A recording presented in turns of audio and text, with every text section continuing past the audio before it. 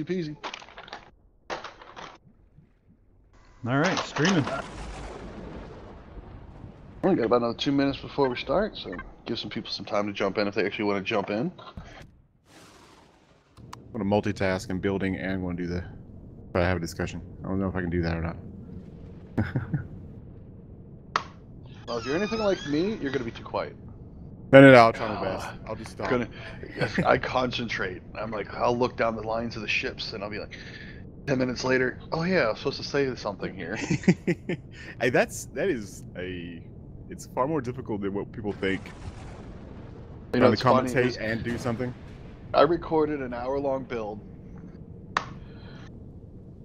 and when I went back to look at it, I realized I never said a word the whole time.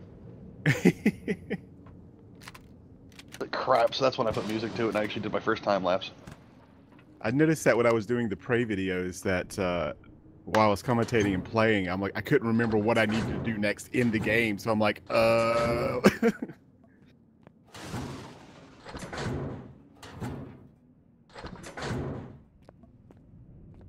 Yeah, it's real tough to just keep dialogue going. Yep. Especially when you're by yourself. Yep. That's why my whole channel is multiplayer. Right? So you guys can keep me talking, or you guys are talking, or stupid stuff happens, everybody laughs, and everybody gets a kick out of it. We all fall down a hole because I accidentally put C4 on the floor. Makes for good content. Especially in slow motion, it's awesome. Like, poor White Dragon. He was a star. Midway through the one episode, because he walked right in front of my gun. So I shot him right in the back of the head, so I put it on slow motion, slowed it all the way down, so you actually saw the shot leave the gun, and then you see the blood splatter at the back of his head. You see him just fall down dead. Jeez. And I didn't take credit for it until he actually saw it in the episode.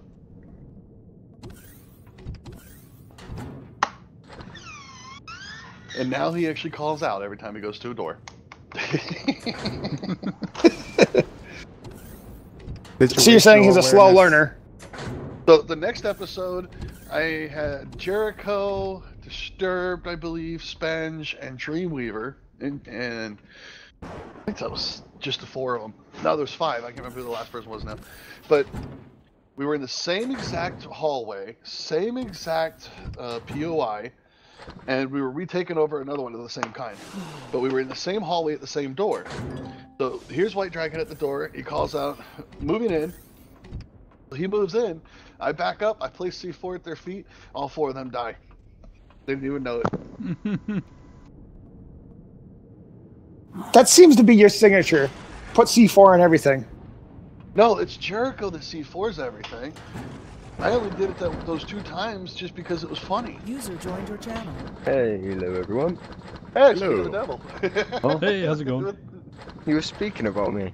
Yeah. Remember that slow motion episode where you got shot in the back of the head because you walked right in front of my gun to go through the door? Yeah, I remember that. Yeah, we were just talking about that. Oh, right. Yeah, I just come on to see what time roughly you guys were thinking about doing the POI base. We're going to do the blog right now. Actually, we're already live streaming. Yep. Oh, are you? Yep, and then we're going to go and we'll do the POIs as soon as I hear back from Hal.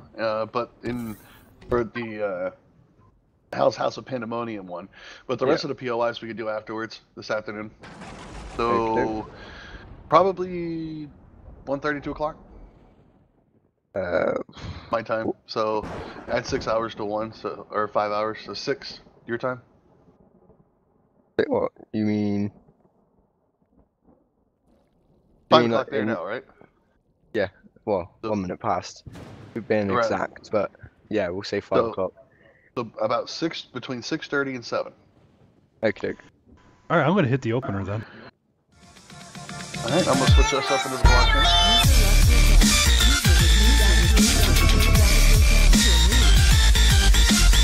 Let me get started. Right, before you start, I will disappear as I am watching TV still. But all right, buddy. Good luck with the blog, and I shall talk to you all soon. There we go. We are official. Opener went. Disconnected from your channel. All right, starting recording. Hey guys, welcome back to another Wolves Community Blog. Well, today we're going to be discussing the mechanics itself of how our gameplay actually works. How do you get territory for factions? How do you start? How does the start locations and the bases work? And how do you make money? How do you do everything? So we're gonna go through a whole slew of different topics here and there. I think one of the questions, Natty, you brought up something interesting a minute ago. What was that again? Oh, the mining rights. How do you acquire mining rights? Right, the mining rights. The mining rights are acquired by literally, each planet only has 4 deposits on it of whatever the resource is. So if let's say Promethium, for example. So you go down and you build a mining facility on top of it. You know, there's a certain size facility you have to build, which will be in the rules list. We'll get into that later, but let's say, for example, it'll be a 30 by 30 type structure of whatever design, doesn't matter as long as it's about that size. And so you're going to need a hangar for your hover vessels, you're going to need a landing pad for your small vessels to transport the cargo from the planet to the CVs and space stations or whatever you're doing. But the moment you build a mining facility and you put down on top of it, it gives you the ability to now place your auto mining core, and now you have mining rights. So the moment you finish building the base, you have mining rights on that planet. Now, Okay, so just once you actually claim, buy, and build, then you have your rights to build the mine there. Right, and if you're the only one on the planet, you actually have claimed that planet for your territory. In order to completely claim it, though, you need to have a building on all 4 deposits. Okay.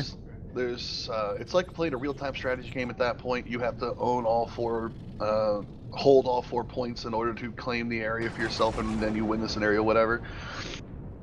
So once you have all 4 deposits and you got bases built on them and you're defending them, you actually have that as one of your territory planets now. It belongs to your faction.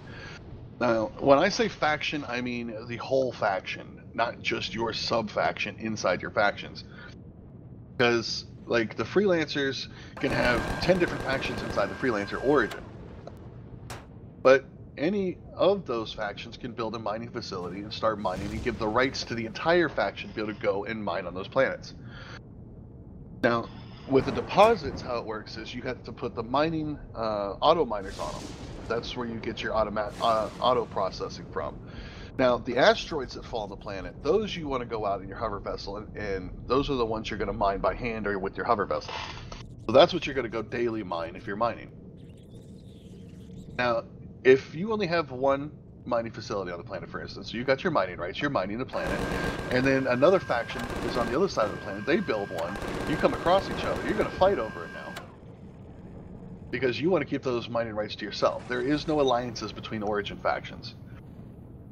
So if you come across a military installation and you're a freelancer, you're going to fight. You want to get them off the planet because now they're taking your profits away from you. The whole reason you're mining isn't just for your faction; it's to make money. So let's say that you claim the entire planet. You have installations on every node. What happens when another faction comes along and tries to take it? You fight over it. The other faction will build a base first somewhere on the planet. Anywhere, it doesn't matter. Because that's how war is declared. It's just by building your base of any kind on a planet and making a hover vessel. At that point, you have the right to go to war and fight over the planet. So not only are you going to build mining installations, you're going to build, let's say, defense turrets here and there around the planet. Or defense installations, or places where you're going to keep your war-torn vehicles to fight with to defend the planet. So you're not just going to have the 4 mining facilities, you're going to have actual bases on the planets as well in order to defend the planet against anything that comes. The mining facilities just give you the right to be able to mine the planet. Okay.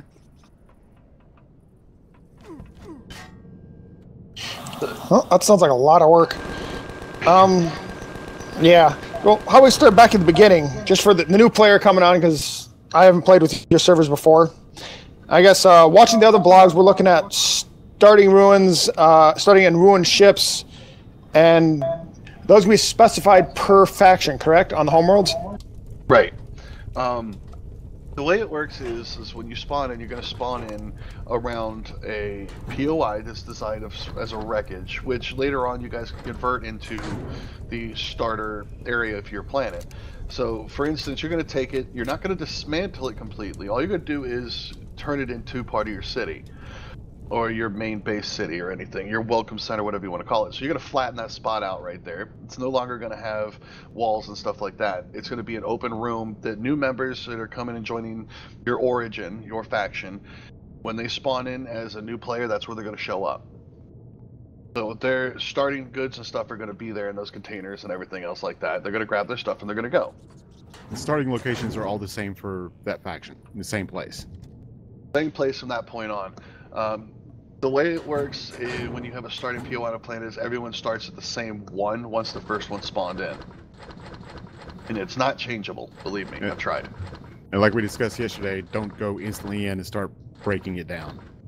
Right, because at that point, because you don't have your base built, you don't have a way to defend yourselves from the incoming drones or the patrol CVs or anything like that, you're going to need it to survive the beginning.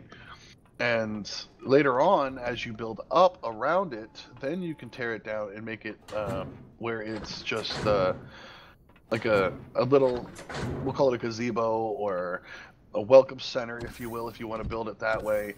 But you leave the player box there, and then when the new player comes in, that's where he gets his stuff from. That's where you get your starting goods every time the new player starts.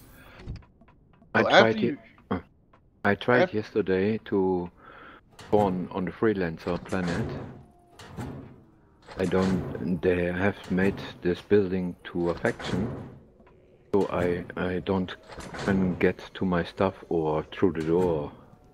Well, you should have been able to get to your stuff. We'll have to fiddle with this still to find out how we're going to make that part work. I should have allowed you to get to the player container, because I don't think that's faction-based, is it, Magic? No, that's not faction based. Yeah, I don't get to the to the closet.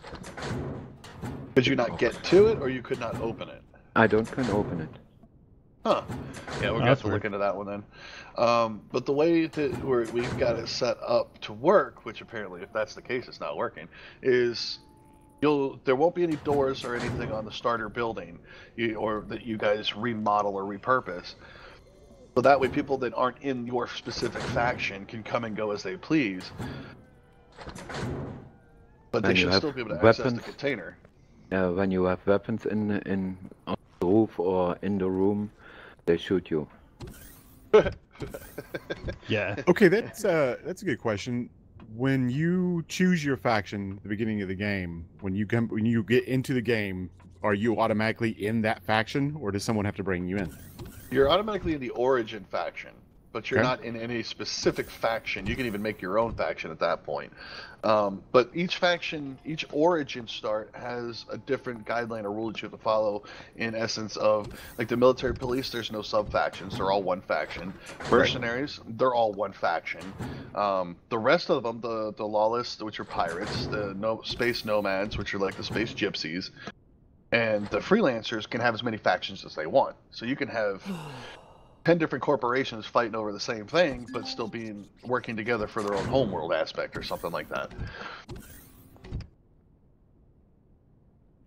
Okay. So when it comes to the nomads and the pirates and the freelancers, maybe the starter base will have to remain neutral, so new players don't get annihilated when they first arrive. We'll have to play with that one and figure that one out, because that concerns me now if that's the way it's working. Not supposed to work that way. Well, if it stays public, I mean, the starter base isn't going to defend the planet. Although when players are first starting out, you really don't have to worry about that.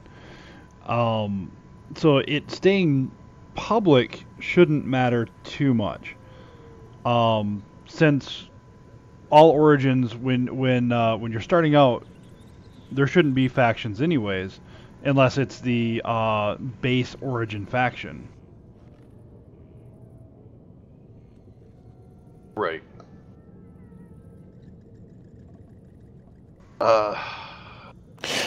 Right, different subject. Since this all requires a lot of resources to do some of these things, and the homeworlds each only have iron, correct? Right. Right. So how are we going to get other resources to continue to build and move forward? You literally leave your homeworld. It's that simple.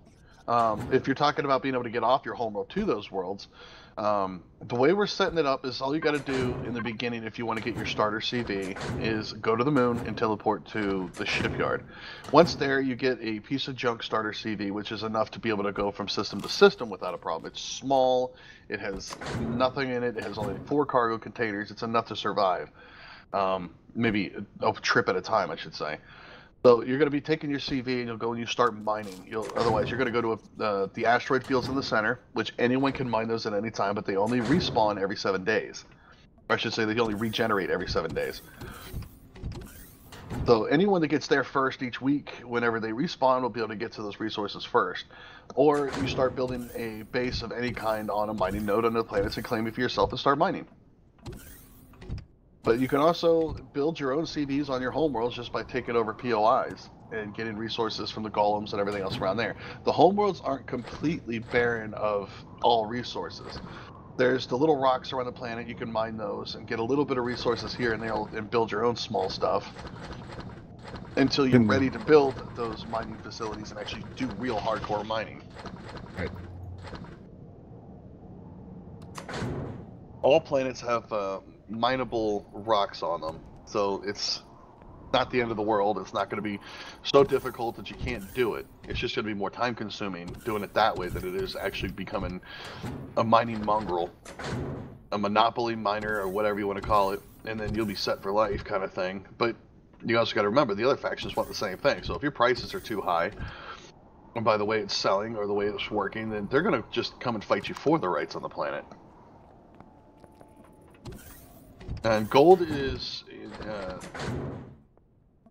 going to be a massive war zone. I already know it, because everybody has the right to be able to go fight over the planet and mine gold.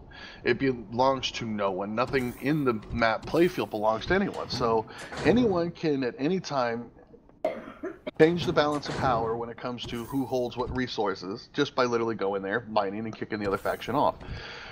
Now, if you're, some of you guys don't know the way our war mechanics go, our PvP and stuff like that works. Our PvP isn't about total destruction. It doesn't work that way, and that's in space, mind you. So all weapons, whether on planet, in space, are all set to turrets, mounted weapons, and thrusters only.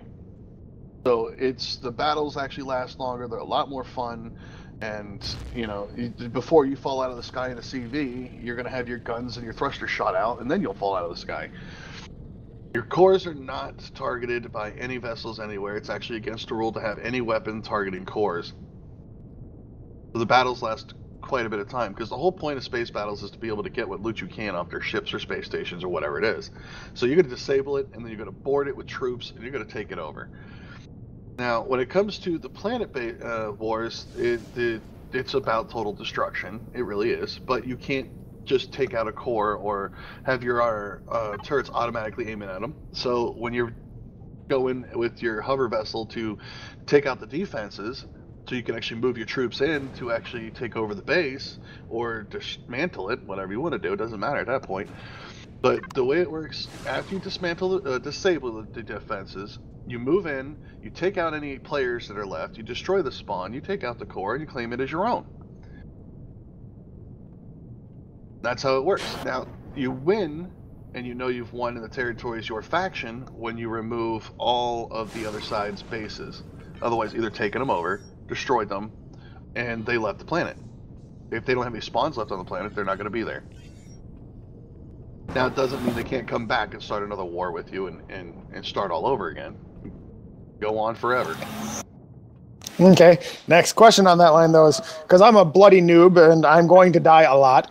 So I just got myself blown up and I have no ship. Now what? You do the same thing as you did when you started. You go to the moon, teleport to the shipyard, and get another starter vessel. They're so cheap and so small, you can't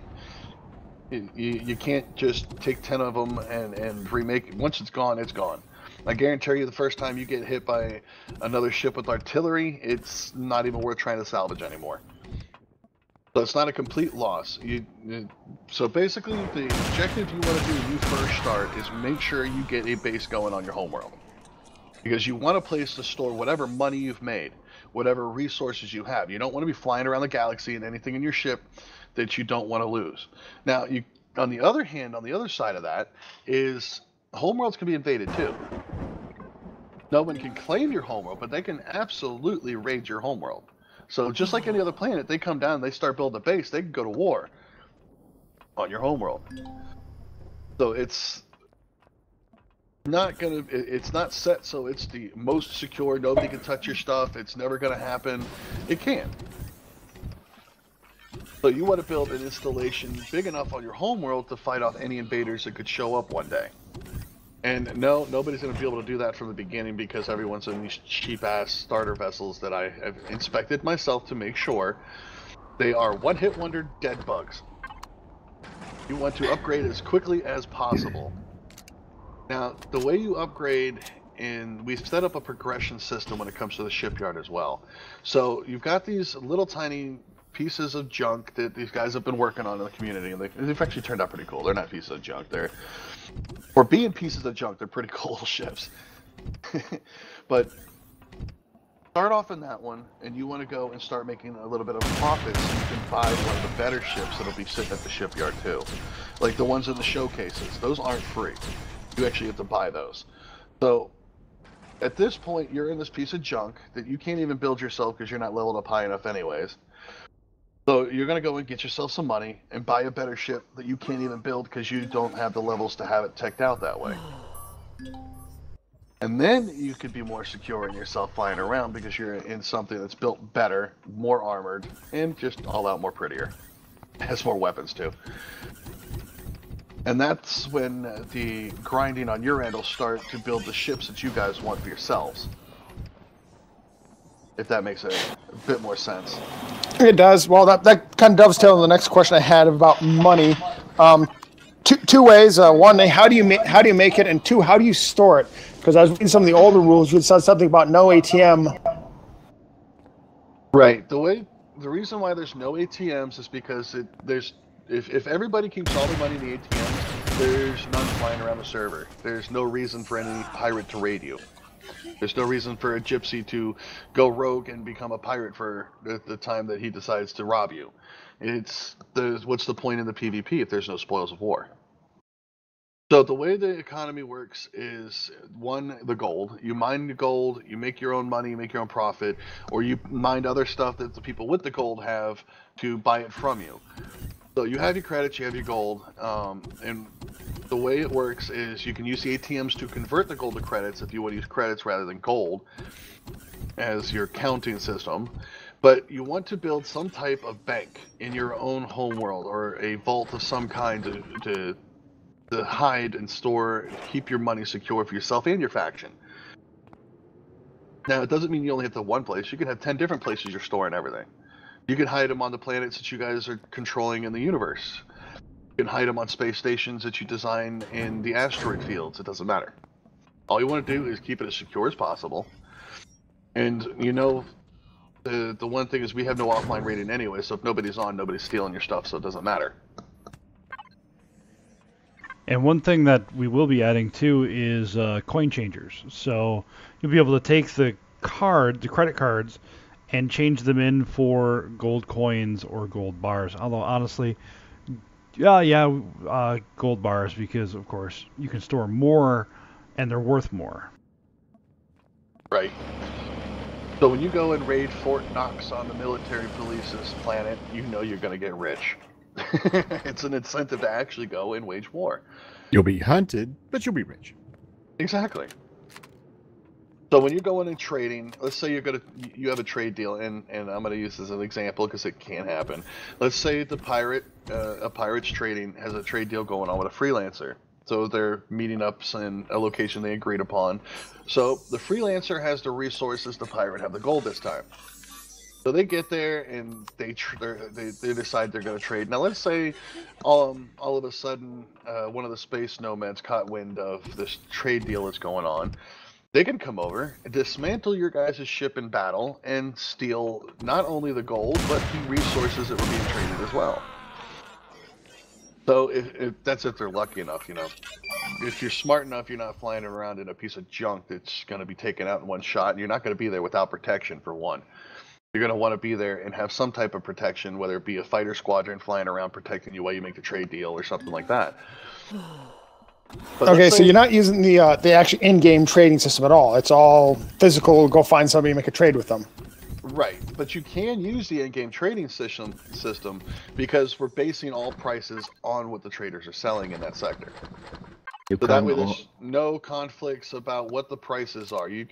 All you do is you look at the market, you see how much it's being sold for, and that's what you can sell it for. and you can solve by Einstein ship. And you can buy and trade with Wallenstein at any time. Now, the faction, Wally's faction, will be allowed to have up to 4 other players. So any of you builders out there and miners and genius master mechanics of these epic shipbuilding, you're more than welcome to come join Wallenstein. You're going to be handling the trade deals, buying and selling of the ships, the mining, and the building. So you'll be assisting Wally on those things. His faction is completely PvE only. There is no combat whatsoever. Anyone who buys and trade with Wally is done at his system. And the reason that is because what if there's, for instance, let's say the freelancers have all of the fuel in the galaxy. Let's say they actually have that planet, but not one of them are online. Well, you can't go fight them for it now, can you? You can't trade with them either. So now you're stuck with 2 options: trying to find them and buy it from one of the traders, which they never have enough, or you go to Wally and trade with his faction, which he will have enough. So in the beginning of the game, everybody's going to be trading with Wally to start with because nobody else has anything to trade. But he's going to start with 10 million credits to be able to buy anything outright. So that way, if you've got, let's say, Prometheum to sell, you can take it to him and sell your entire stock load to him, so you can actually start getting some gold for your faction to be able to buy and trade stuff as needed to boost the economy in the beginning. So that way we don't run into the same slump we did with the season 4, where nobody had enough money at the beginning. I.e., Wally had highway robbery going. Yes. And you can rob me. No, nobody can rob him. And it's the only place in the whole universe there's no PvP whatsoever. Wally's faction. Go ahead. I'm sorry. His faction can go out. The way it works is they're not going to actually physically mine, but if he needs some resources and nobody's on, they are in an alliance with every faction in the game. It is a rule. It has to be done. If you're not in an alliance with Wally, you'll automatically get annihilated because he can't get killed.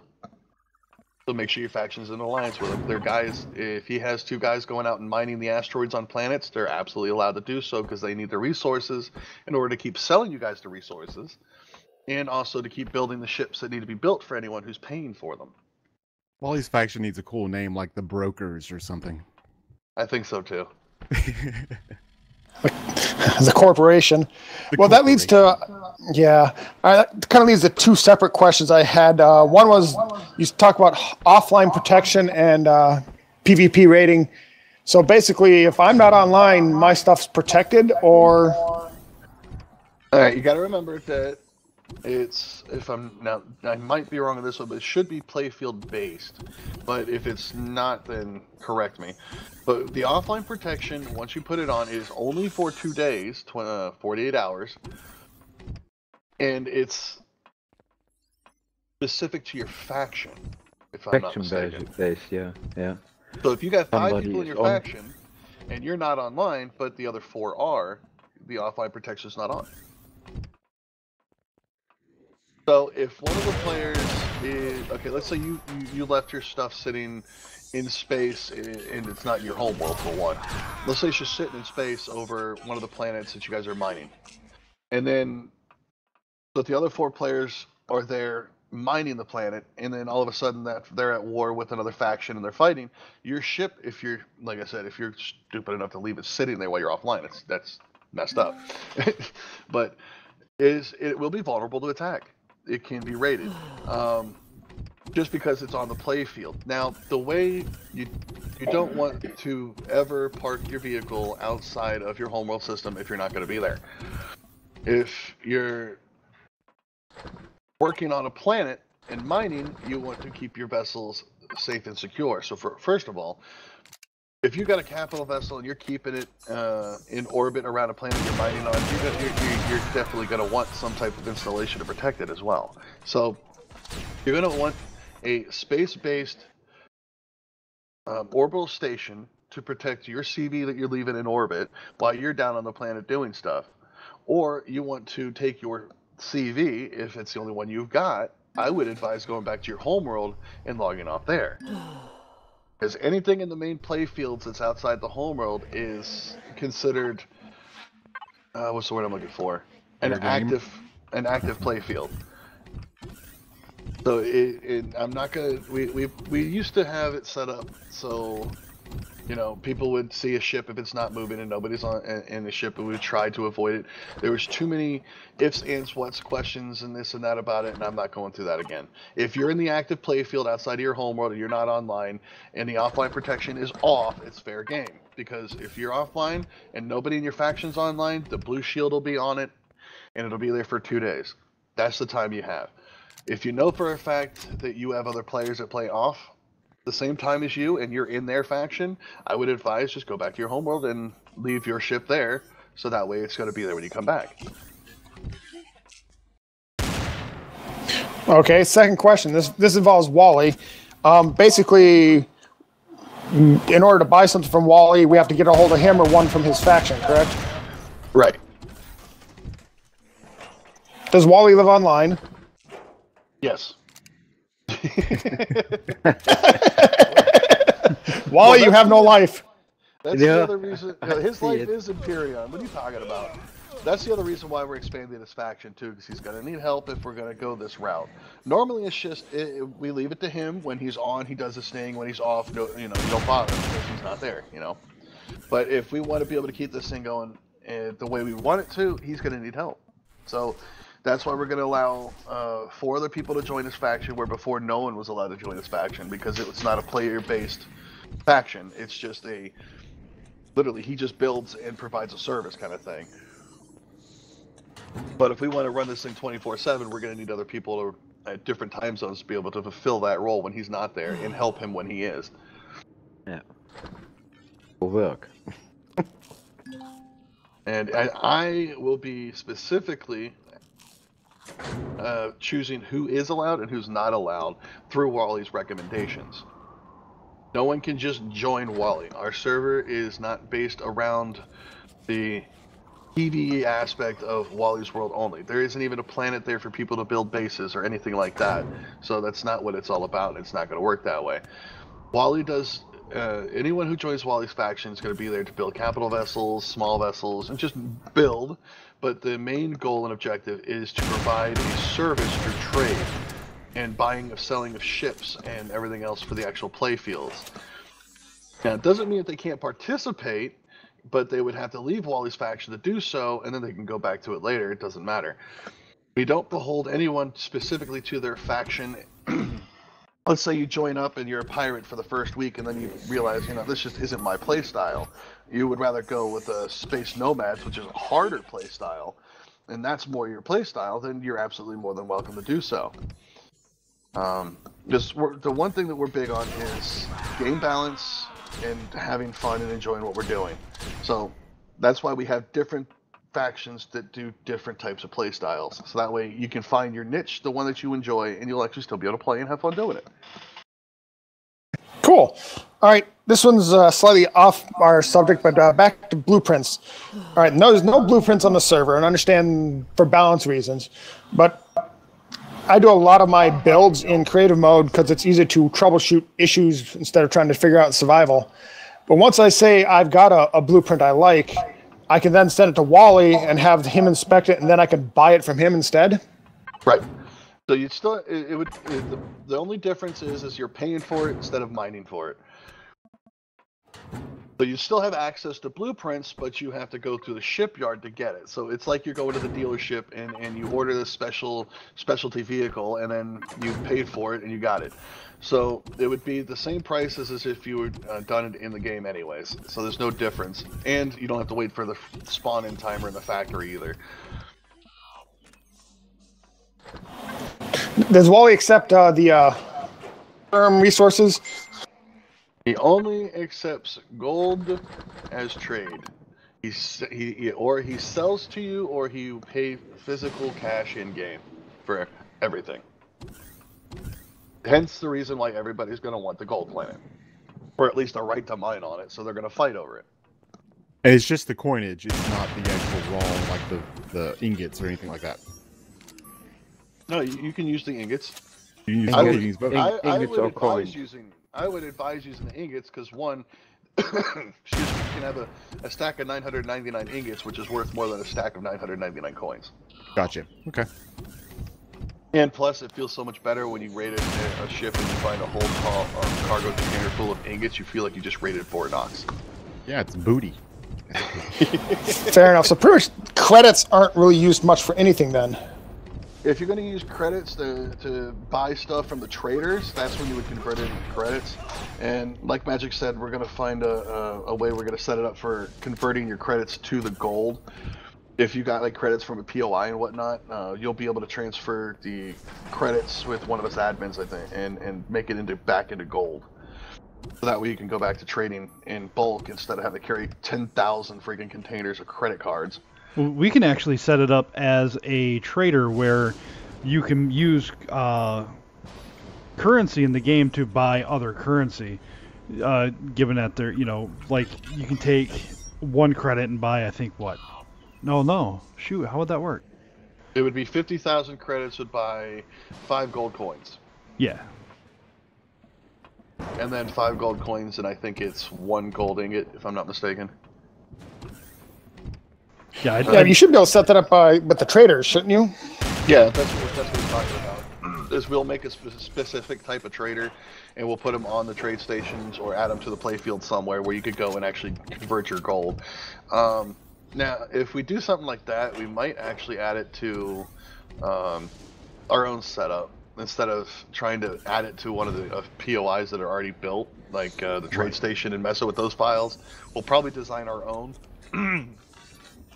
And just put it in one place, and that way everybody goes there. We'll probably have it set up in Wally's place. And That was my suggestion next. Add it to Wally's area because everyone can go there. Exactly. So we'll probably add it to. We'll have Wally build another. What do we want to call this one? Brokerage. Leg breakers. The leg breakers. There we go. Leg breakers. Leg breaker bank. Well, Currency conversion.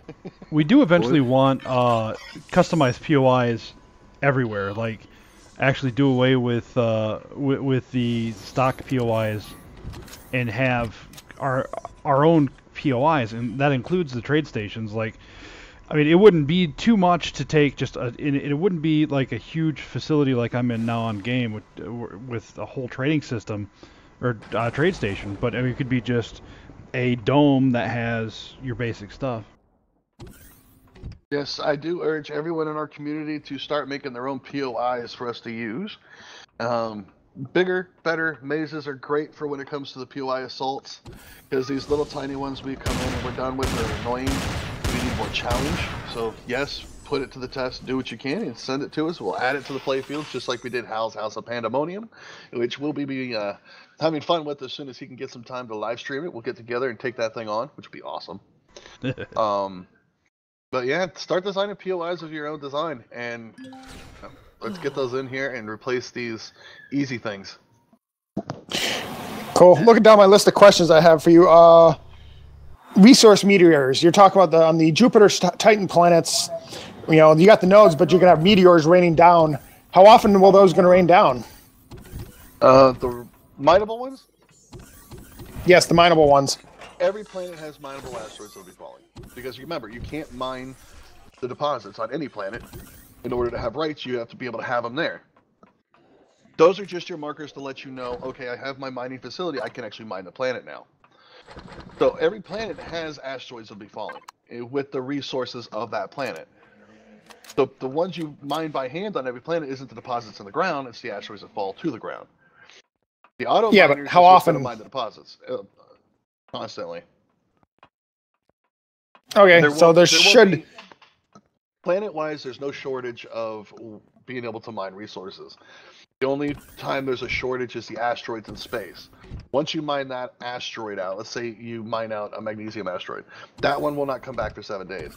Then tomorrow you mine out a promethium asteroid. Well, that one won't be back for 7 days. So once everyone gets in and they clean out those asteroid fields, they're going to be on a rotative schedule depending on when they were mined out. So none of them are going to be exactly the same. You won't know which one's going to be unless you were the one that mined it out. 7 days from this day, I can come back and do this one. But somebody else did the silicone one that's over there. It could be back in 3 days or it could be back in 7 days. You just don't know. You just have to keep coming back and checking to see when it is. But every planet will have an abundance of asteroids that you can mine every day, around the clock, just like you're running a mining operation. That includes the homeworlds. The iron asteroids will be falling on the homeworlds because you can't mine out the deposits that are there. Yep, we have those. All right, guys, I'll be right back. I deal something. And I must depart as well. So you guys have a fantastic evening. All right, Take now her we'll easy. catch you later, brother. Yeah, we should have the same drop hello? rate as the Jupiter planets. User disconnected Is the from same your channel. as each individual home planet as well. Right. What's up, Ollie? Can you mine the deposits on the ground on the planet? No. No. No, just the asteroids that fall. You can put But you auto must- miners but- on the deposits. That once you build on the deposit your base, your mining facility, that's what gives you your mining license, your mining rights to mine the planet. Oh, okay. At that And point, then- once you have your base, you can put your auto miner. Then it gives you the right to go around with your hover vessel or your drill in hand and mine the asteroids. Okay, that was not clear to me. You can find out a deposit on the planet. Right. Now, the asteroids in space, anyone can mine those anywhere at any time. But Yeah. the regen on those are a week long. So once you mine one out, it's not going to be back for a week. Now, if everybody mines out all the asteroid fields, let's say the first day, then the only way to get resources for that whole entire week is to literally go to the planets. And there's not enough asteroids to supply any faction, though. So you have to mine the planets in order to survive. The asteroids from the planet. No, the asteroids in space, the asteroid fields. Yeah, but when they are gone, you can only mine the asteroids. The asteroids On the planets. On the planet, yeah. Right. Those are the only ones that'll be able to supply you around the clock. And then I have another issue. I was in my playfield and I looked to it, and it is much too much. What is there flying around? And it is when I put chips there and the playfield is come full, then you have We talking about the drones and the AI? the bases and the fighters, everything and Well, your carriers. playfield's different. I'm gonna change yours. Don't worry about it. I wanted Yeah. to see how it worked first before we changed Yeah. everything immediately. So we'll work on that later. I'll remove most of those AI things out of there and see if I can Yeah. soften it up. Yeah, you I just must- I wanted to make sure I left you with something to keep you entertained, but not a nuisance. Yeah, only the flying drones, okay, but not so much. And when I put chips in this playfield becomes, I think, full, and I have drops of Frame rate? yeah, that was the word. Frame Well, rate. right The now frame I've rate. got Yeah, over see. 200. I got over 200 drones running around in there. I'm gonna give you like maybe 12. Yeah, that is enough. I would do that just to and keep you. take Yeah. out that center asteroid cloud. No. Those asteroid clouds kill frame rate. Not the asteroid clouds. They kill my computer every time I go there. All right. When I'm done, you can check the difference. I'm not going to remove the cloud, but I bet you your frame rate will triple the moment I get rid of all those drones. Yeah, it's when newcomers come to me and I get them by the Agent Temple, and they fly with UAVs and go, then they're dead before they under end from the asteroid field. No, I'll change that so you don't have to worry about that part. That's not a problem. Like I said, I was just tested to see how it was right now, and then we manipulate it as we go to make it better or worse or whatever you wanted. I'm a nomad with an heavily armored ship and weapons enough on it, and yeah, it's hard. Well, hard for Wally is good. No, it's not good for me. I'll take it down to where there's only like 6 patrols period of drones, and that's ridiculously easy. So that should cause no problems whatsoever. Yeah. That's 12 drones altogether. That is good. But I must park these ships there without heavily guarding. I must. Well, the way I'll do it is the drones won't be in they'll be towards the center. So every time they spawn in, they're gonna get blown up. So whenever you're done with building your base, these 12 little drones, as they spawn in 2 at a time, will just get exploded anyways by your turrets. It's not gonna be a big deal. That's okay. I won't. I'm gonna keep them from the. I'm not gonna put them on the outside, so they're always there bugging you and everybody else that fly around. But it'll be enough fun that it'll be fun to watch them explode. Yeah, and I can get stuff from them. Yep. And no freighters, no carriers. No carriers, no freighters, nothing fun. I promise. I took out a carrier, but I don't took out the spawn plates from the drone. And there was all drones. 50 drones around this carrier. Oops. Yeah, that was oops, yeah. All right, I do have another question coming from the forums. Traveling. Looking at the old rules, you had to travel all the way across the system before you could warp jump. How are we handling that this time around? That's actually a new rule. That's for this server, for the 6.0 update. We're implementing a system so people can't just warp out of combat to stay out of combat. It's like combat logging. So in order to, when you warp into a system, you actually literally have to fly to the other side in order to warp out. So how it works is you lock your target and you go to the other side of the play field towards your target, and once you're on the other side, you warp out. So if you're on one side of a planet, you have to go to the other side of the planet. If you're on one side of the asteroid field, you go to the other side of the asteroid field. It's that simple. That way, everyone has more of a chance of coming across a pirate or the police if you are a pirate, and there's no playing for a month and never coming across anyone. It's a new way we're testing it out so we can have more interaction in space where we've had none. Okay. Well, you said you have to go, lock your target and then cross the system. If your target's on your side of the system, it's a shorter jaunt across the system? No, we go across the play field. Basically, like I said, it's as simple as, okay, if you're in the Jupiter orbit, you have to go towards one of the other planets. Once you get to the other side of the other planet, then you can warp. So you got 2 planets orbiting around the Jupiter planet, and you're sitting at, let's say, the Jupiter planet. And your target's towards your left, and there's a planet to your left, you go to that planet. So if you go to the planet that's orbiting around the Jupiter planet, then that would be considered crossing the playfield. Let's say it's to the left, and there's no planet there. Pick a planet, you go towards that planet, and then once you get there, then you can warp.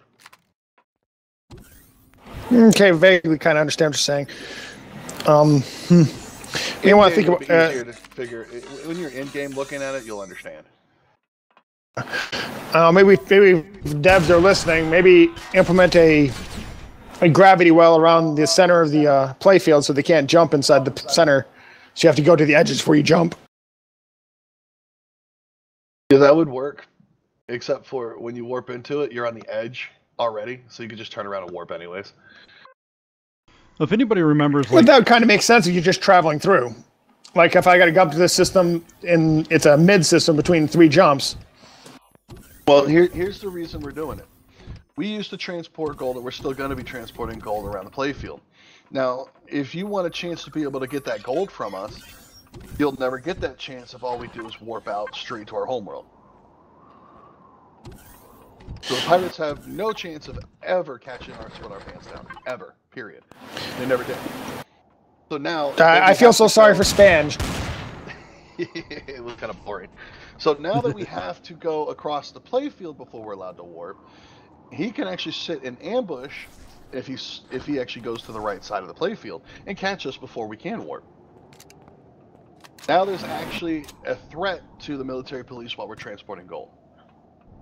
Now there's a chance that the pirates can get to actually be able to raid us, or anyone else for that matter. Where before, all you had to do was just warp out of the system and nobody had to worry about it. Nobody fought. It didn't matter. So this is more of a test. We're trying to see if it's going to work and how to make it work. And if it works, then great. If it doesn't, then we'll try something else. Like I said, we're all about balance. We're going to keep trying and changing things as we need to make it work right. See, back in the 90s, there was a game called Wing Commander Privateer. And oh, I remember that game. Yeah.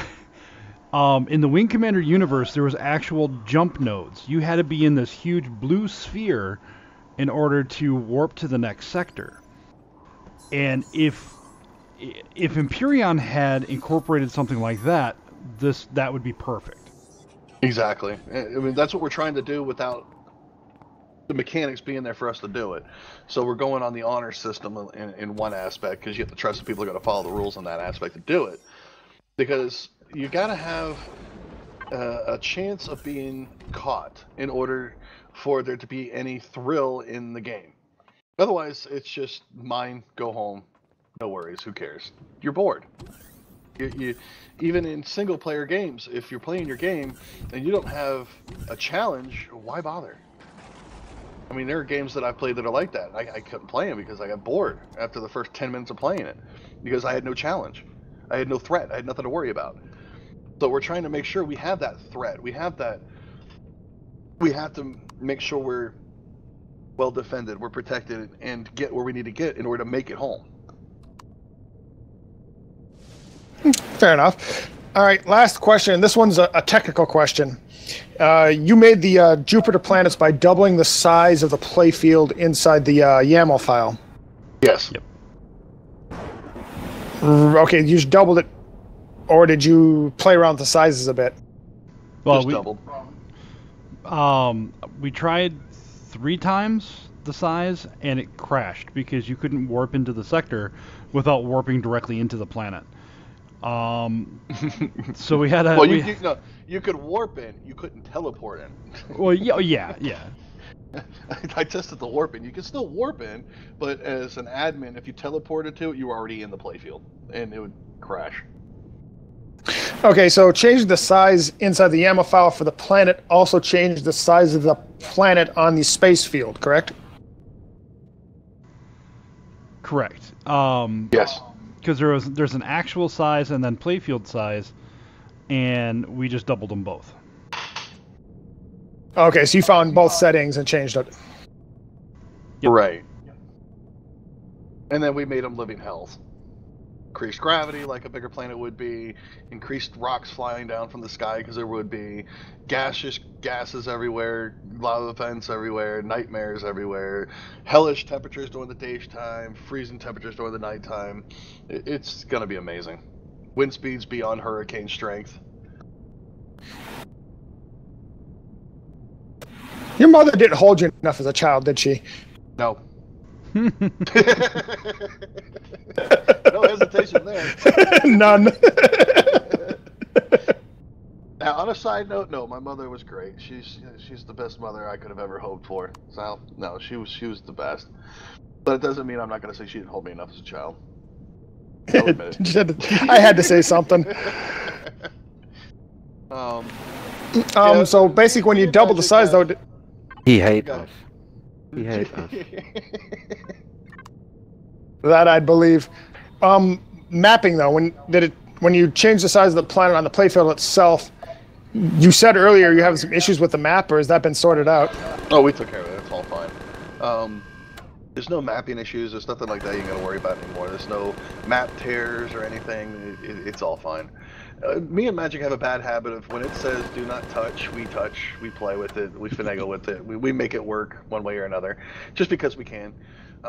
You can't tell either of us we can't do something, because we will do it and we will make it work, whether you like it or not. I'm actually working on another play field and Magic is too, where we're going to have full-size actual rings around the planet. So it's not just that one ring of asteroids. It's going to be a big, flat, long, wide ring like you see when you look at Saturn. You know how it's got that big ring around it? Well, we're trying to do the same thing. Ooh, that could take some work. That'd be cool, though.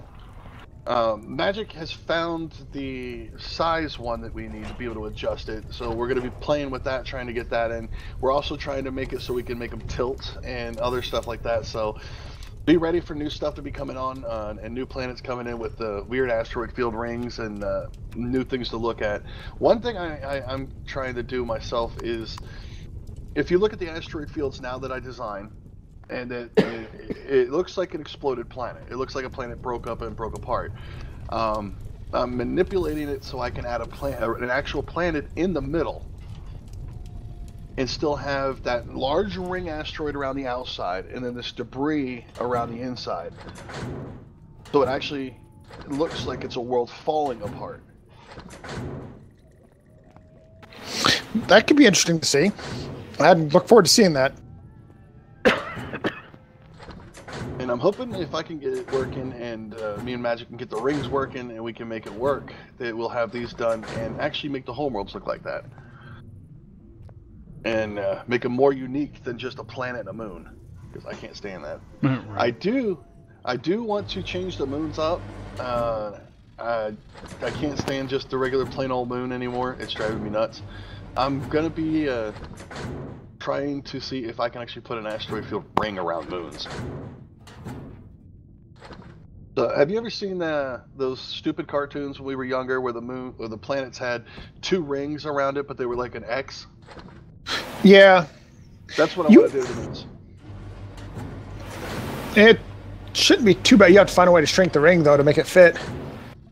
Well, like I said, Magic found the variable we needed to change the size of them.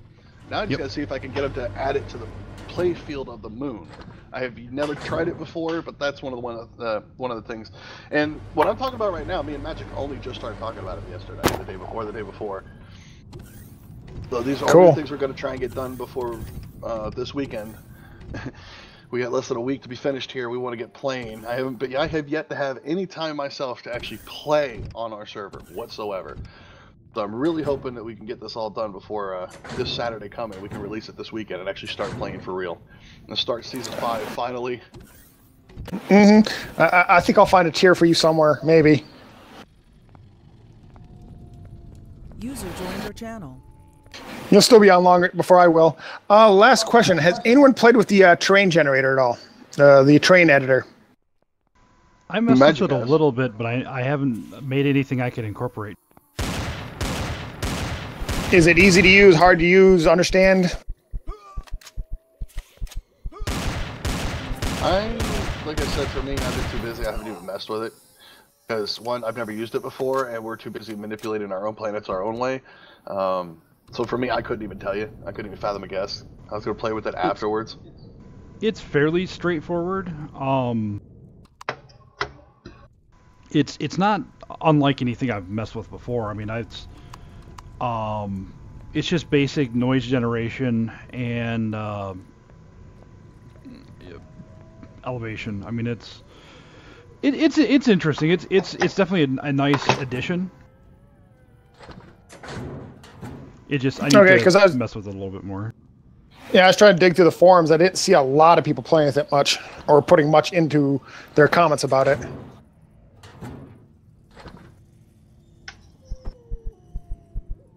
The EPD, the program I like to use to manipulate YAMLs. Wolf doesn't like it as much, but it's kind of grown on me. That one supports the DLLs that the terrain generator generates, and there are a couple like example DLLs already in the file. Now, the reason I have issues with EPD is it does the exact opposite of what I tell it to do. Where Magic, it does exactly what he tells it to do. Like, I was working on one of the Titan worlds that we were designing, and I ended up making it a negative to begin with, and that's when I found out about the opacancy. And then I decided to go in the YAML, and I started playing with the cloud coverage and opacancy and turned the Titan world into a pure negative world.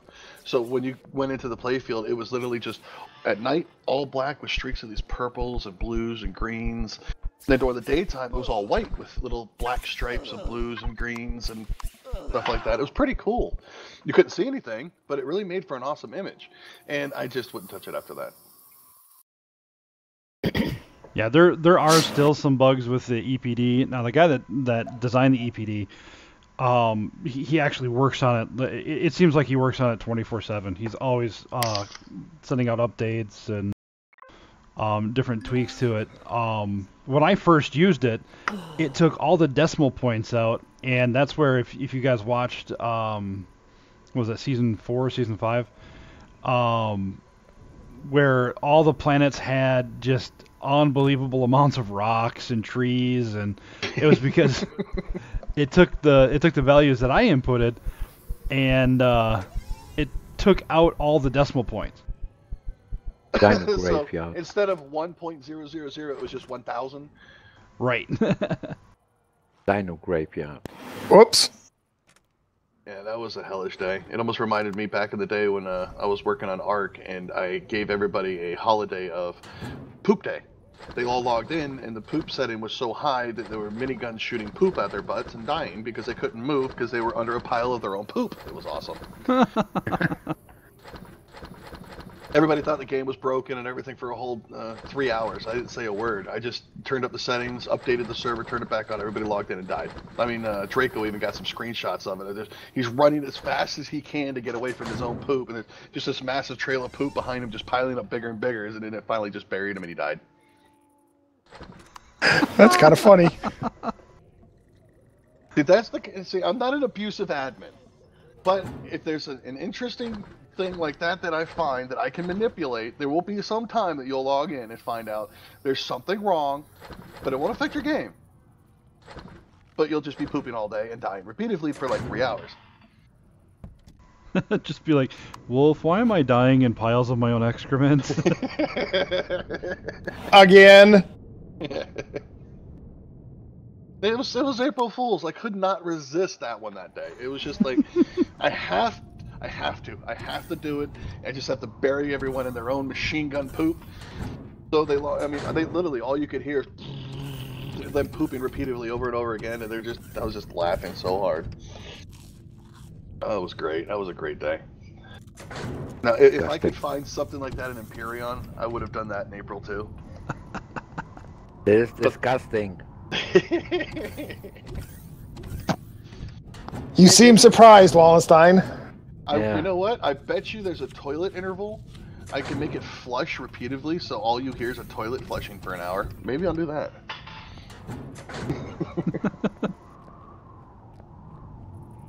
Alright, guys. Well, I think that's about it, unless you guys have any more questions. Got anything else for today? No, I'm good.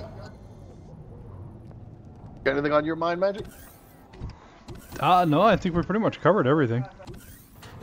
Well, you guys, feel free to absolutely ask us anything you got, any questions, anything we might have left out. This one, all the comments, I will be answering everything that you have for how our system works and stuff like that.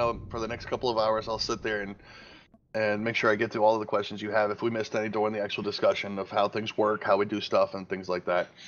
But I hope you enjoyed the episode. Yeah, on the basis you don't have a weapon request thing. Weapon request thing. No, on the basis you can have weapons so many you want. On planet, yeah, there's no limit to weapons on planets. just your spaceships. And bases in space. Those will be limited. Be On limited. planet playfields, there's no limit to what you can use for your defenses. 'Cause you have to build it big enough to house them anyways. So it'll be outside of different ranges anyway. So it'll balance itself out in that aspect. It's not like a HV or an SV or even a CV where you can pile them all on top of each other in one spot and then the whole playfield will lag out. It'll be fine. Because Sir Caden actually helped me test it out anyways, and that's how we know it's okay. We had something like, it was 13 or 15 laser turrets and the same exact in rocket launchers and 6 artillery cannons all firing at him at the same time. Yeah, he died instantly every time. It was awesome, but it never lagged once. Not on the planet. Not from the bases. Unlike when we got the hover tanks, that would lag it out when we overdid it like the Odin did. So there's definitely going to be the limits on all vehicles except bases. When it comes to your bases, just build it smart. Don't go stupid crazy with it, that's all I ask. But build it defensible. Space is limited. Space, it's just like the CV, it needs to be limited. So that way it doesn't go overboard crazy and we don't get lagged out when we're trying to record episodes and having fun, blasting on each other. And that's one thing that I need you guys in the server testing, because we don't know what our turret limit should be on the bases because we never even been there. So if any of you guys want to build up a couple bases, throw a bunch of turrets on it and see what our limit is. See when you start lagging out on them. If we do at all. If we don't, then we won't worry about it. But if we do, we need to know. Alright, well, I hope you guys enjoyed the episode. Remember to play hard and game harder. And until next time, take it easy. Have a good one. Later. Bye-bye.